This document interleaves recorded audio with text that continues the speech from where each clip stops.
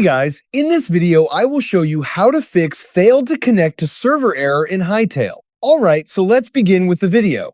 This problem is often related to firewall settings blocking the game connection. First, right-click the Start button on your Windows computer and open Settings. Then go to Network and Internet and then select Advanced Network Settings. Next, scroll down and open Windows Firewall. From there, click Allow an app through firewall. Now, scroll through the list and find Hytale. Make sure both private and public options are enabled for all Hytale-related entries. After that, click OK to save the changes.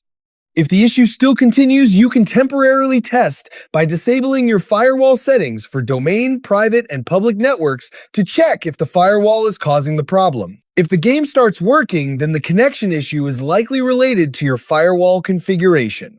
After making the changes, launch Hytale again and try connecting to the server. And that's it. So that's basically how you can fix failed to connect to server error in Hytale. So that's all for this video. See you in the next one. Thanks.